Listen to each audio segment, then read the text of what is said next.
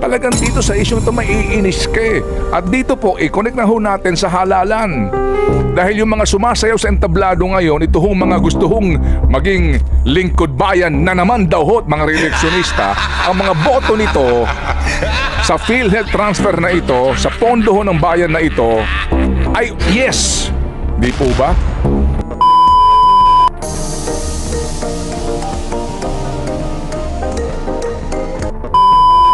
Talaga pong ito'y napaka-importante to guide the government to address this particular na problema ngayon ng ating mga kababayan. Lalo na po doon sa mga mahihirap na wala naman po talagang paraan para mag-diet kasi nga wala silang pambili ng pera, wala silang pambili ng pagkain, no? Wala silang choice. At yung iba po naman, wala na pong pahinga kasi ang kinakailangan magtrabaho, di po ba? So, itong pag-aaral na ito, ma'am, ano po ang napatunayan ninyo?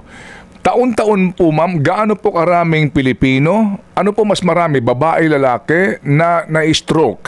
Ang karamihan sa mga stroke patients ay napupunta sa mga pribadong ospital. Kasi nga, sa kawalan din po ng pasilidad ng government institutions, ng government hospitals. Sa gantong pong punto, yung out-of-pocket nung pamilya na nagpunta po sa private hospital, gaano kalaki po ang inyong pag-aaral dito? Kasi nauubos yung resources ng pamilya para doon sa kanilang pasyente ng mga pamilyang Pilipino ay napakalaki. Yes. Kasi nga din, hindi sila kaya na ma-accommodate ng government hospitals o maging yung pong kawalan mismo ho ng pasilidad ng government hospital. Yan po ang inyong malinaw po sa isa sa mga resulta ng inyong pag-aaral, Doktora. Yes, correct. Oo. Opo. So sa dito ho sa prinsipyo ng PhilHealth na sabi ho ninyo, meron naman pong mga programa ang PhilHealth na wala ka nang babayaran practically, lalo na kapag kayo ay indirect contributor, di po ba? Pero yung kanilang prinsipyo na kapag na-confine ka at kumuha ka ng pribadong room, kahit na ordinary lang po na pribado, opo, for reason of infection, for reason po na iba yung dapat pag-alaga sa iyo. Pero kapag daw po nagkumuha na ng private room, hindi na sinasagot ng PhilHealth eh. Practically po, ang lahat ng babayarin mo, maliit na lamang ang kanya lang aakuin. Ano po ang inyong reaksyon doon sa ganun pong polisiya? Meron namang kahit sa private nagbabayad naman yung PhilHealth, kaya lang sobrang liit, no? Like sinabi ko nga, yung ischemic stroke, 76,000 pero parang one day lang yon, no? Hemorrhagic stroke 80,000 pero kung naka-ICU yung may hemorrhagic stroke, maliit yung 80,000. So nagbibigay din yung PhilHealth, ngunit sobrang liit, hindi angkop doon sa total cost ng hospitalization. Opo, yung nga po. So, Doktora, ito hong inyong study na ito, kayo ho ba'y nagkaroon na ng pagkakataon? May kopya pa nito? Alam na ba ito mismo ni Secretary Ted Herbosa? Alam na ho ba ito ng ating Congressional Oversight Committee sa health? Ano po ang inyong balita doon? Yes, we visited Dr. Ted Herbosa, yung Stroke Society of the Philippines. As a group, we visited him and sinabi namin lahat ng mga problema, alam naman siguro niya. And then we work together with DOH naman in training from different regions, yung nurses, doctors, no? Libre naman yon, ginagawa namin, libre yon from north to south. Opo. So yun ang programa ng Stroke Society of the Philippines. Ngunit, yung resources dapat galing sa government natin. Yes, ma'am. Yes, ma'am. Yung nga po, dito ho kasi napakalaking bagay yung pong suporta sa inyo ng legislatura. Kasi ang pinag-uusapan dito basically pondo, pera, di po ba? Dapat talaga paglaanan po ito ng atensyon at kaukulang budget, Doktora. Yes, tama. Opo. Nakapag-present na ho ba kayo ito sa mga sa Kongreso, ma'am? Itong inyong studying ito?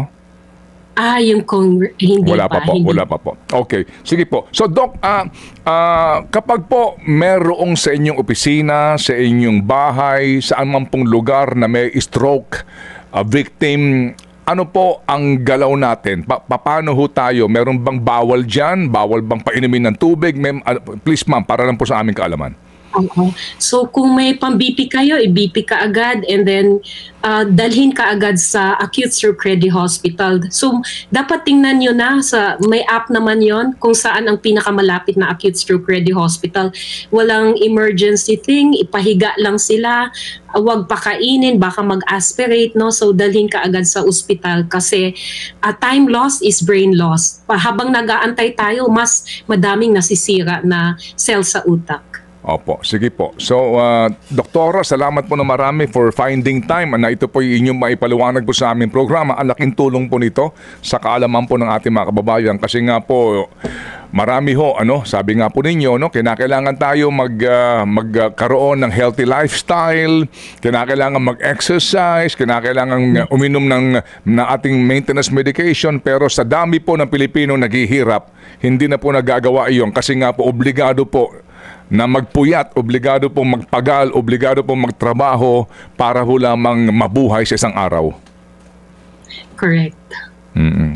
Hirap ng buhay.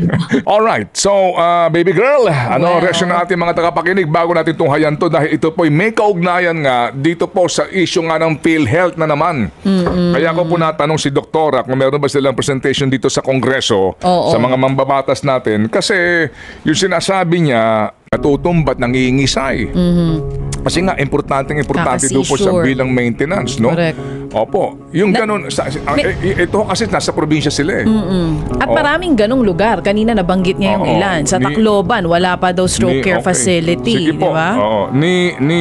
Ni wala nga daw pong therapist doon sa lugar. So, ang sinasabi ni Doktora, pag ganun, kasi PWD na po sila eh. Kung maaari nga sana itong mga gamot na ito ng pang-maintenance, may bigay na po ng estado na libre. Pati yung aftercares na ibibigay dun sa mga stroke patients. Kasi yung pangalawa at pangatlo, sinasabi nga ni Doktora, mas delikado. Ang problema din, na nabanggit niya na very alarming mga kapatid, hindi lang yung mahihirap even the middle class earners, kapag daw po nasustroke, ang ginagawa, nagpapagaling sa bahay, hindi nagpupunta sa ospital sa takot sa laki ng kanilang bill. Yun nga dapat po sinasagot ng PhilHealth. Tama. Kasama nga dapat sa PhilHealth na yon. Yung gamot mismo. Alam niyo, ang gamot ngayon sa mga may problema sa dugo. Abay, sabi ko nga, mamamatay ka kasi wala kang pambili ng gamot para lang doon ma-address ang iyong problema. Ang daming sakit na ito na obligado kang uminom ng maintenance. Sabi nga ni Doktora, bakit sa ating pagkamahal-mahal? Sa ibang mga bansa po, 10 piso lang. Mabababa po ang halaga. Ba't sa atin po ang mahal? Tayo pinakamahal sa Asia. Tayo po pinakamahal dito po sa mga gamot na ito.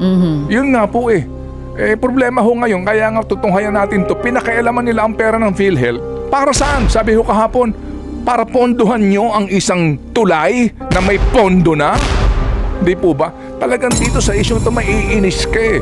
At dito po, i-connect na ho natin sa halalan. Dahil yung mga sumasayaw sa entablado ngayon, ito hong mga gusto hong maging lingkod bayan na naman daw ho, mga reeleksyonista, ang mga boto nito sa PhilHealth transfer na ito, sa pondo ho ng bayan na ito, ay yes. Di po ba? Sila po may gawa nito eh. At sila, wala naman silang pakialam dito sa ganitong mga issue eh. Kapag naupo na sa pwesto, wala silang pakialam dito. Ang kanilang pakialam kung paano sila magkakaroon ng kickback sa mga proyekto ng gobyerno. Ito ay napaka-importanting issue na dapat to tayong lahat ay nakikialam at dapat ay maalam. Kasi po, lahat tayo nagkakasakit. Hindi po ba? Lahat ng mga pamilyang Pilipino ay nahaharap sa pagsubok, lalo na pag may pasyente po tayo. Di po ba? Itong ginawa pong study rin po ng Ibon Foundation, yung pong kaso ngayon na pending nga dito po sa Supreme Court at nagkakaroon ng oral arguments, kung ano po ang nagiging bunga sa pagbibigay po ng serbisyong medikal ng gobyerno sa usapin din po ng privatization sa ating pong mga ospital. Ginawa na po kasi itong mga korporasyon eh. Yang NKTI na yan pong mga na sila GOCC na po sila. Basically po sila po ay mga para ho silang semi-private na po ang touring po sa mga ospital na ito. At kaya nga din po ngayon napakainam din dahil pinag-uusapan itong isyong ito doon po sa sinasabing pagmamalabis sa kapangyarihan ng Kongreso sa pangingialam sa pera na para po exclusively sa kalusugan ng mga Pilipino. Ang problema ho sa mga Pilipino ho kasi, napapansin po natin, sa mga isyong ito, parang ang iba ho wala na rin po pakialam. Para bang, di ba People Power Anniversary kahapon, parang nawala na po ng saysay itong yung damdamin ng taong bayan ba. Hindi ko sinasabing pabaksakin ang gobyerno. Hindi natin sinasabi na magrevolusyon tayo. Di ba? At humingi tayo ng total, kumbaga, reset sa ating pong pamahalaan gaya po na nangyari 39 years ago. Hindi po yon. Ang atin po dito, dapat mag-ingay tayo para malaman ng mga taong ito na hindi tayo pumapayag sa gantong mga gawi nila. Dahil po tahimik po ang karamihan sa atin, ang inakala ng iba, okay lang gawin sa atin ito. At ito'y uulit-ulitin pa nila. Kung sa ibang bansa ito, abay palagay ko po nagdemonstrasyon na ang mga manggagawa. Demonstrasyon para lang ho sabihin na wag niyong ginagawa sa amin yan. Kasi mga Pilipino ngayon hati-hati. Ay oo nga. Sila nag-aaway. Bakit? Dati silang mga kasama. Oo. Na parehong ng budol sa isa't isa. Ngayon, ito yun. Di ba? Sila nag-aaway. O di ba? Hindi, mas magaling si ganito, mas magaling si ganito. Hello, pare-pareho lang kayo. Mga totoo po tayo dito. Sabi ng mga nasa comment section, ituloy mo lang, Sir Ted. Wala na daw ibang nagsasalita tungkol sa nangyayari ngayon at sa sitwasyon ngayon. Kasi ngayon, kampanya, di ba? Uulitin ko, itong mga nandidiyan, nag-iikot ngayon, kumakamay sa inyo. Papapicture, selfie-selfie. Yung mga nasa entablado, nagbibigay ng bigas. Ano ba nila sinasabi ngayon? Di ba? Puro pangako. Ang madalas nating naririnig ngayon, iaangat natin ang buhay ng mga mahihirap. Gusto natin mabago ang buhay nito mga kababayan nating mahirap. Ganyan ang mga sinasabi. Ganyan ang mga ipinapangako. Akong bahala sa inyo. Pag nandun na ako, kayo ang uunahin ko. Baka pwede kang tanongin nyo, alam niyo ba itong issue ng PhilHealth na to? Ano ba yung, alam niyo bang pinagmumulan ng lahat ng ito? Huwag ka mag-alala dahil ang isasagot nila, pag-aaralan ko yan pagka nanalo na ako. O kaya, basta gusto ko lumang pasaya. Hindi. Ang sasagot nila, basta ako gusto ko tumulong. Okay. Huwag mo na ako tanungin muna yan. Ako gusto kong tumulong.